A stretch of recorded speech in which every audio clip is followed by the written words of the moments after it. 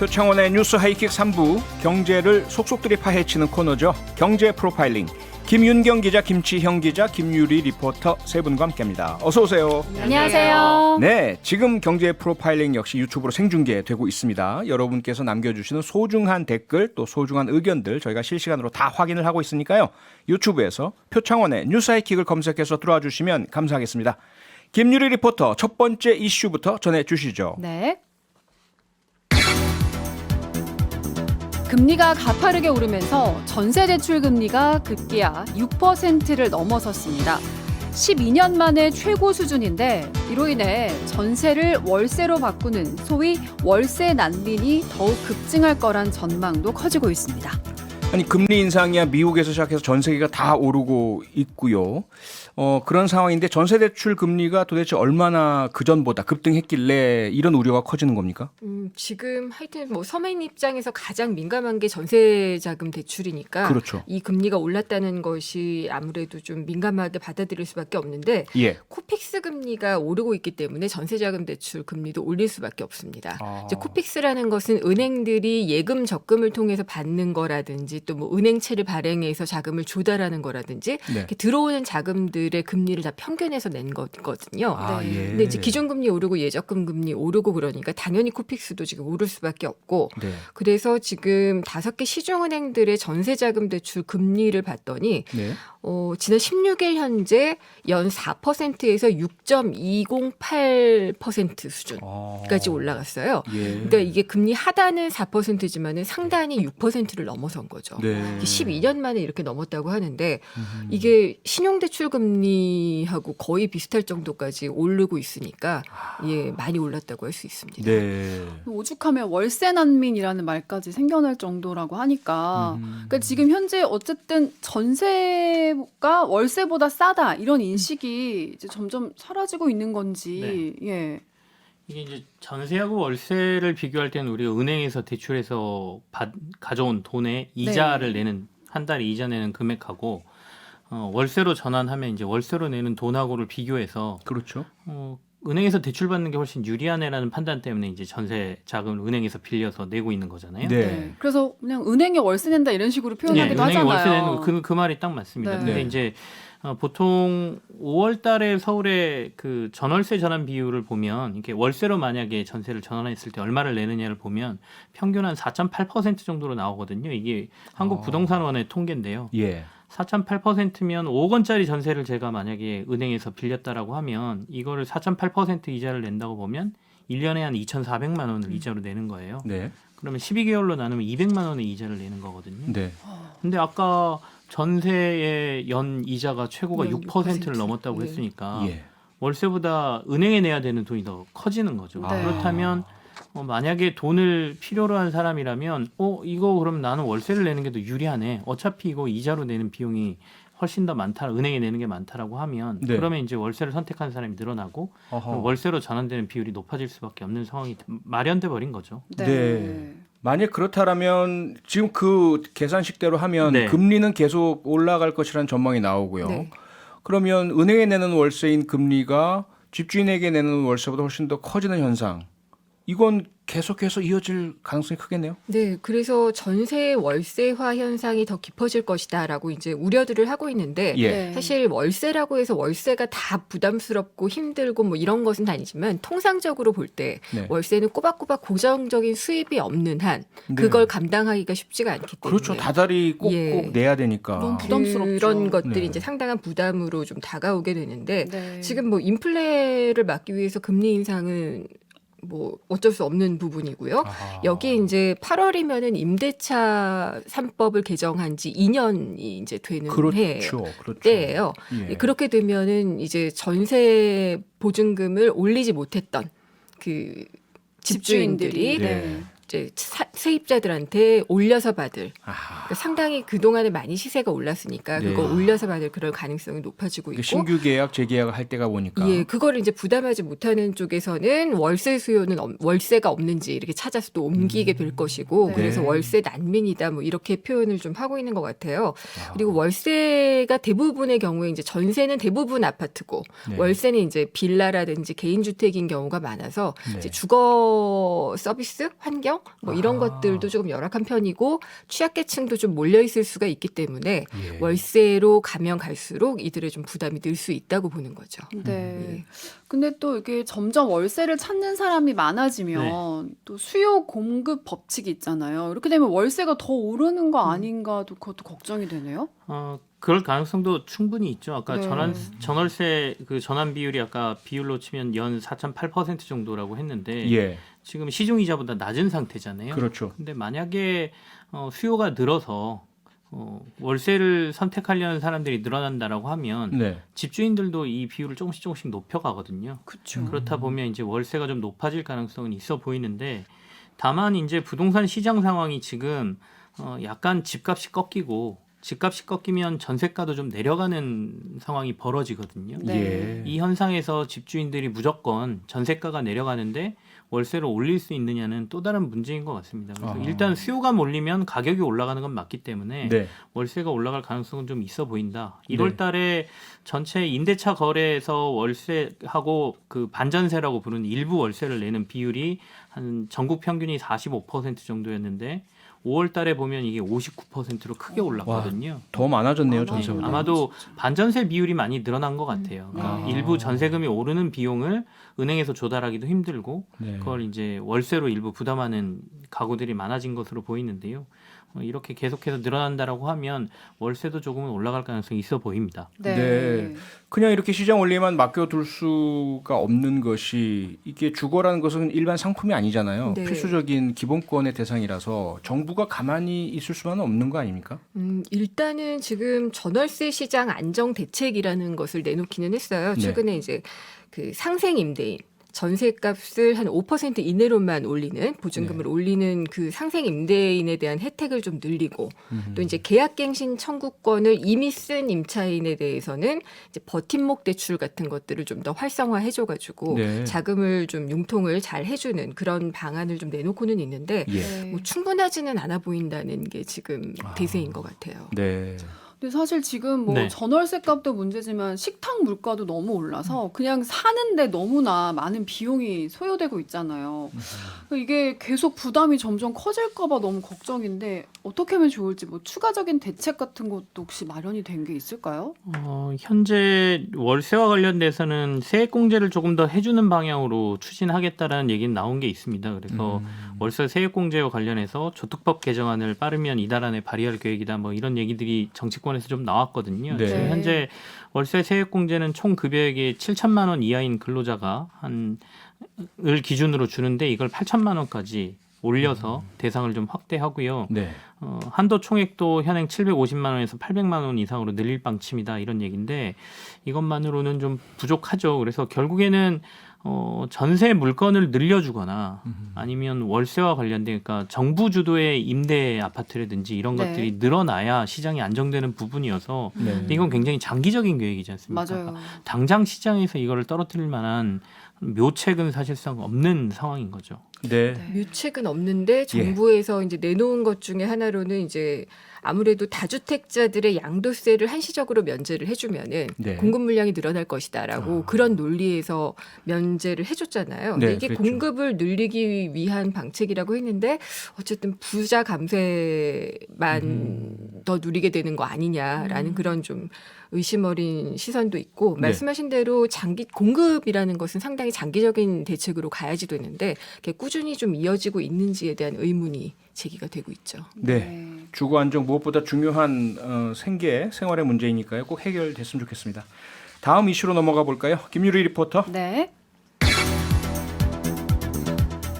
정부와 금융당국이 최근 민생경제 활성화 목적으로 125조 원 플러스 알파 규모의 가계부채 및 대출 부담 완화 정책을 내놨습니다. 이 중 특히 취약계층 금융부담 경감 대책에 대한 논란이 커지자 김주현 금융위원장이 이 대책이 가상자산 투자 실패자를 위한 제도가 아니라고 해명했습니다. 네, 뭐 짚어봐야 할 부분이 꽤 많은 뉴스인데요. 먼저 정부에서 125조 원 플러스 알파 규모의 금융 부담 완화 대책 이걸 내놨다. 이건 사실인 거죠? 네. 네, 맞습니다. 크게는 세 부류로 나눠져 있어요. 그러니까 소상공인을 위해서 지원하는 금액이 있고요. 그다음에 네. 서민금융 쪽에 지원하는 금액이 있고, 그다음에 가계 차주, 그러니까 집을 빌리기 위해서 대출을 많이 일으킨 사람들을 지원하는 방안이 있는데요. 예. 소상공인 쪽이 한 70조 원 정도 예산이 잡혀 있고요. 그래서 서민금융 쪽은 0.25조 원이니까 조금 적고요. 그다음에 가계차주가 한 45조 원 이렇게 해서 125조 원 플러스 알파다 이렇게 정부는 얘기를 했거든요. 네. 그래서 아까 이제 뭐 가상자산이나 빚투 이쪽만 있는 게 아니라 전체적으로 빚 때문에 신용 자체가 흔들려 있는 그러니까 취약 차주라고 이제 정부는 표현을 하는데요. 취약 네. 차주를 전반적으로 도와주는 대책을 이제 내놨다 이렇게 봐야 되겠죠. 근데 이게 청년층의 빚을 줄여준다라고 이제 얘기를 하니까 그럼 40대는 어떻게? 40대 이상들도 사실은 네. 투자했다가 실패하신 분도 막 많고 이 뉴스를 접하면서 저도 40대지만 좀 붕괴하신 분들도 많이 계신 것 같더라고요. 그러니까 청년층의 빚은 줄여주겠다라고 이야기를 했잖아요. 네. 근데 이제 투자 손실이라는 표현은 이제 김주현 금융위원장이 내가 좀 더 역동감 있게 설명을 하려다 보니까 그런 표현도 썼다. 그럼 나중에 오늘 좀 되돌리기는 했어요. 예. 투자 손실이라고 이야기를 했기 때문에 가상자산 투자라든지 뭐 주식 투자 이런 것에 비투를 했던 청년들을 다 빚을 탕감해 주는 게 아니냐. 그것은 아니다. 원금을 탕감해 주는 거는 또 아니거든요. 예. 근데 만 34세 이하 청년층을 대상으로 했어요. 네. 이자를 30에서 50% 정도 감면을 해주고 네. 최대 3년 동안 상환을 유예를 해주고 그동안의 연 이자율도 지금 뭐 아까 전세자금 대출 6%까지 올라갔다고 했는데 3점 몇 % 정도만 부담을 하면 되도록 했거든요. 네. 근데 만 34세는 어떤 걸 기준으로 나온 것인지에 대한 설명이 제대로 없어요. 예. 그러니까 그 40대는 기준이 없으니까 젊은이가 예. 아닙니까? 아니 근데 청년 기본법상으로는 36세가 청년으로 돼 있잖아요. 그래서 이 만 34세라는 게 지금 제대로 설명이 안 되고 있는데 네. 물론 여기에 대한 설명을 오늘도 해명을 하는 자리에서 딱히 있지는 않았어요. 그렇지만 이 상환 능력이 조금 부족한 아까 이제 취약계층이라고 표현을 하셨는데 그 상환 취약계층이 아무래도 20대 초반이나 30대에 몰려 있을 수밖에 없으니까 이렇게 낸 것 같은데 예. 이게 가져올 역풍이 좀 있는 거죠. 네. 그러니까 빚을 내지 않은 20, 30대도 있는 거고요. 그렇죠. 맞아요. 40대도 그렇죠. 있는 거고요. 네, 맞아요. 빚을 성실하게 갚고 있는 20, 30대도 있는 거기 때문에 네. 왜 이들만 이라는 의문 부호가 뜰 수밖에 없고 그것이 네. 이제 많이 좀 얻어맞고 있는 지점이죠. 네, 지금 얻어맞고 있다는 표현을 주셨는데 도덕적 해이라는 네. 그런 이제 용어들도 등장을 하고 있고요.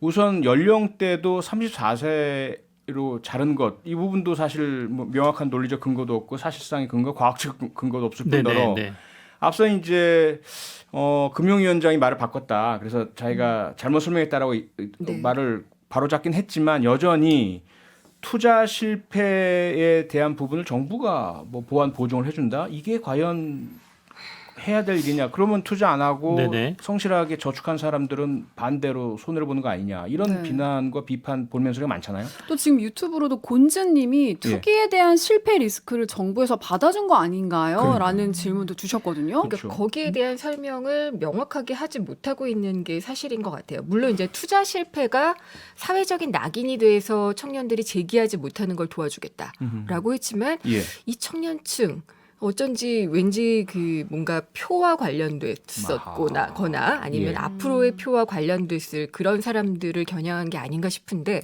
네. 오히려 이들이 공정에 대해서 역차별, 그러니까 공정이라는 키워드를 굉장히 중요하게 여기는 중요하게 여기는 세대잖아요. 세대죠. 예. 그렇기 때문에 네. 빚을 내지 않은 혹은 빚을 성실하게 그 상환하고 있는 20, 30대들은 여기에 대해서 이게 공정이냐라고 이제 지적을 그렇죠. 하고 있죠. 네. 예. 저희가 이제 삶의 문제를 정치하고 완전히 분리시킬 수는 없겠지만 저는 예. 경제 문제를 해결하는 데 있어서 정치 논리가 끼어들면 굉장히 복잡해진다라고 생각하거든요. 그렇죠. 이게 정부에서 설명할 때 논점이 청년층으로 가게 하는 바람에 문제가 좀 생긴 거라고 보는데요. 네. 앞서도 말씀드렸지만 이 대책은 청년층을 위한 대책이 아니고 취약 차주를 위한 대책입니다. 그중에 일부 청년층을 위한 특수한 프로그램이 있기는 합니다. 그거는 논란의 대상이 될 수 있고 아까 대상의 기준을 34세로 한 이유나 뭐 이런 것들은 정부가 좀 설명을 더 해야 되는데 네. 이제 금리가 이렇게 급하게 오르는 상황이고 그리고 경기가 침체되는 상황에서 정부가 내놓을 수 있는 대책에 예전에도 이런 신용 문제가 일어났던 계층들에 대한 대책을 내놔야 된다. 이런 것들이 필요하다라고 말씀을 드린 적이 있는데요. 네.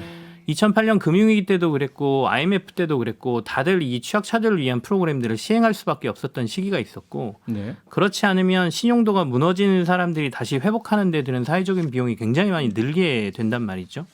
그래서 정부가 내놓은 대책이라고 봐야 되는데 이게 마치 B2나 아니면 가상자산이나 투자해서 취약차주가 된 사람들만을 지원하는 대책으로 본다면 그거는 문제가 있다. 물론 그 사람들도 뭐 지원을 받긴 하겠죠. 예. 하지만 종합적인 평가에 의해서 이미 삶의 기반이 무너지고 신용도가 무너진 사람들을 대상으로 하는 프로그램이지 네. 딱 집어서 투기한 사람들을 도와주는 정부가 그 빚을 모두 탕감해주는 대책이 아니다라는 것은 분명합니다. 그리고 이 김주현 금융위원장도 부실 차주들에 대한 지원이고 청년층들은 그 신용도가 굉장히 낮은 사람들을 대상으로 해서 한다라는 어떤 그 신용점수 하위 20%만을 지원 대상으로 한다라고 얘기를 하고 있거든요. 네. 그래서 필요한 대책인 건 맞다. 저는 시기적으로 그렇게 생각은 하고 있습니다. 물론 이제 아까 말씀하신 그 도덕적 해이 문제를 해결할 수 있는 기준이 필요하겠죠. 네. 네. 실제로 오늘 김주현 금융위원장도 이 대책에 대해서 많이 오해들을 하고 있다 네. 이렇게 해명을 하긴 했는데 그러면서 기존의 개인회생제와 다르지 않다라고 밝혔거든요. 진짜 맞아요? 그게 똑같다라고 이야기를 하기는 어렵지만은 취지는 같은 거죠. 지금 얘기를 한 것처럼 네. 그 정부가 제일 우려하고 있는 것은 이 부실화된 채무.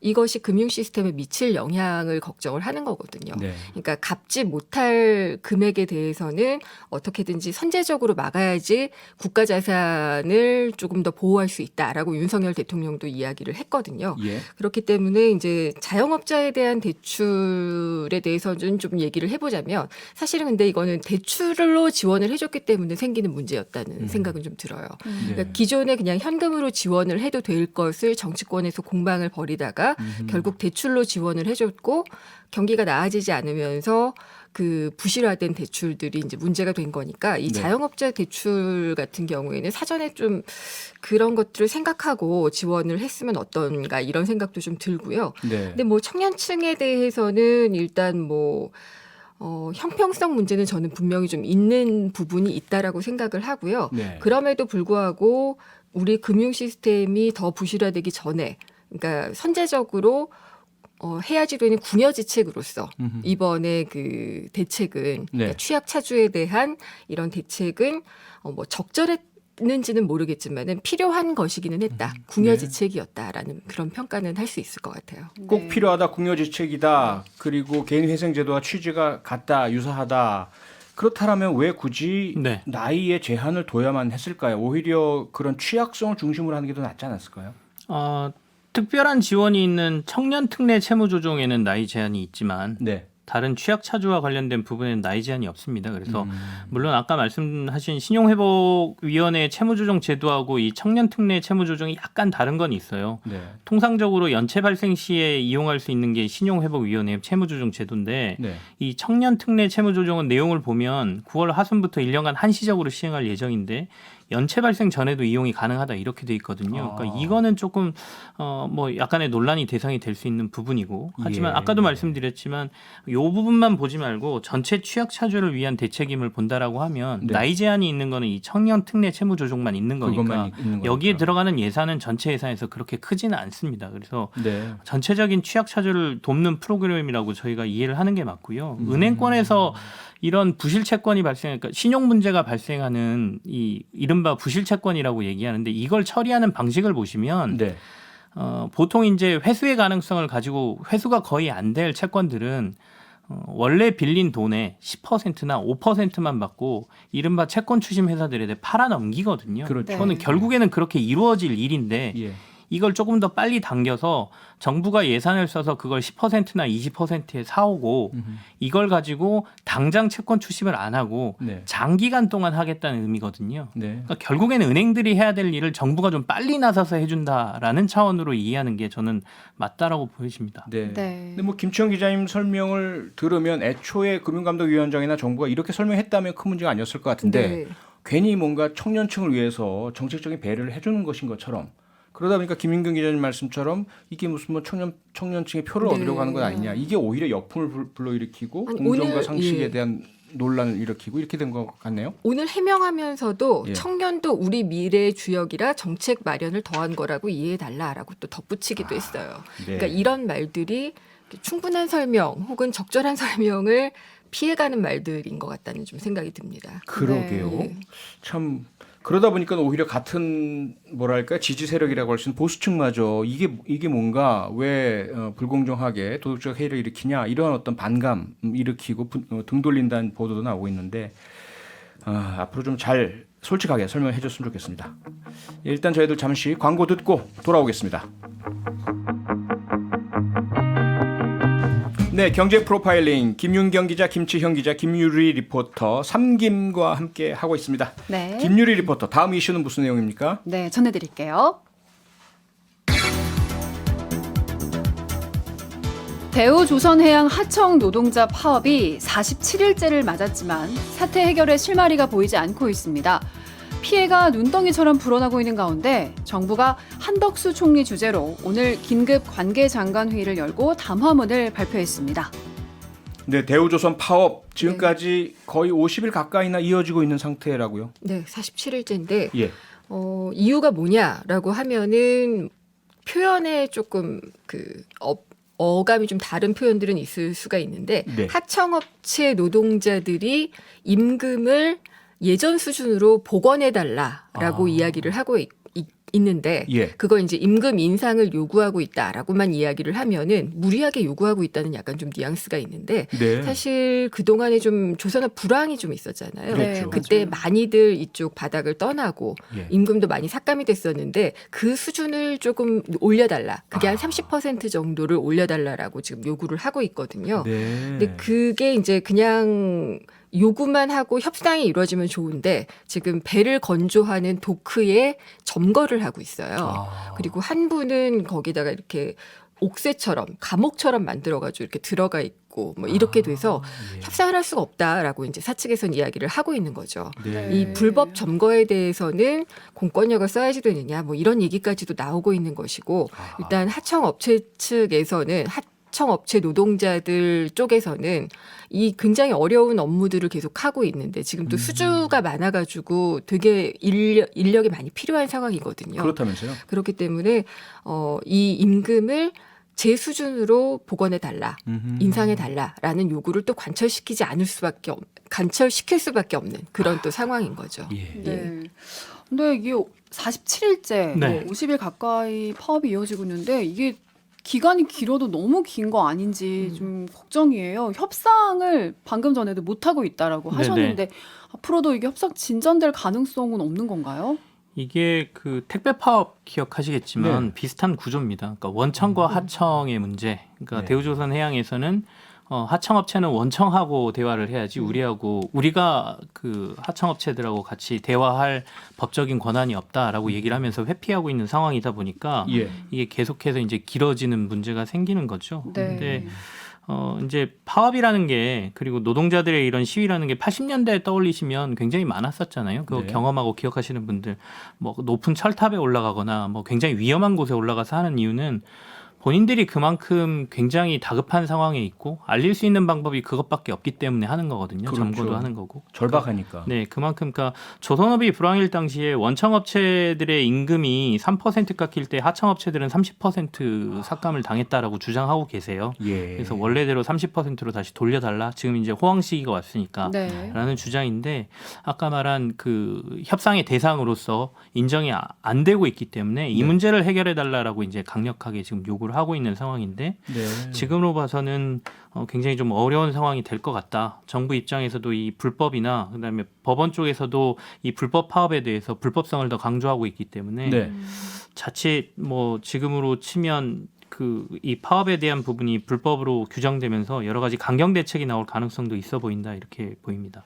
강경 대책의 가능성 언급해 주셨는데 오늘 긴급하게 관계장관 회의가 정부에서 열렸고 관련돼서 담화문도 나왔다면서요. 네, 그래서 그 산업 현장의 불법적인 상황은 종식이 돼야 된다라고 이제 윤석열 대통령도 이야기를 했고요. 네. 법치주의가 확립돼야 된다. 뭐 이런 표현들을 본다면 네. 아무래도 조금 강경한 대응 쪽으로 정부가 이미 돌아선 게 아닌가라는 그런 좀 짐작을 할 수가 있고요. 예. 그다음에 담화문에서도 이제 일부 협력업체 근로자들이 불법 행위로 주장을 관철을 하면서 동료 근로자들 18,000여 명의 희생과 또 피해를 강요하고 있는 이기적인 행동을 하고 있다 이렇게 표현을 했거든요. 예. 이게 일부의 그릇된 그 주장인 것처럼 지금 정부는 이야기를 하고 있어서 네. 또 법과 원칙을 또 중시하고 있어서 형사처벌이라든지 뭐 손해배상이라든지 이런 것들을 다 가능하게 하는 방법을 동원하지 않을까라는 그런 짐작을 해볼 수가 있죠. 네. 예. 강경 대응으로 가겠다. 예, 이렇게 들리는데 사실 최근에 많이 어려웠던 조선업이 요즘 들어서 조금 호황기를 맞았다 이렇게 해서 좀 반가운 소식이다라고 생각을 했는데 이렇게 되면 피해가 점점 더 커지는 거 아닌지 좀 걱정이 되네요. 예. 지금 파업 때문에 하루에 130억 원 정도의 피해를 받고 있다. 대우조선해양 네. 측에서는 이렇게 얘기하고요. 누계 손실액만 6천억 원이 넘는다라고 얘기는 하는데 네. 어쨌든 노조도 이런 부분을 불법적인 부분은 문제가 될 수 있으니까 이걸 풀고 나와서 협상의 자리로 다들 나오는 게 좋지 네. 않을까. 강경 대응까지는 안 갔으면 하는 바람입니다. 알겠습니다. 네. 경제 프로파일링 오늘은 여기서 마치겠습니다. 김유리 리포터, 김치영 기자, 김윤경 기자와 함께했습니다. 수고하셨습니다. 네, 고맙습니다. 평일 저녁 6시 5분에 여러분을 찾아갑니다. MBC 라디오 표창원의 뉴스 하이킥.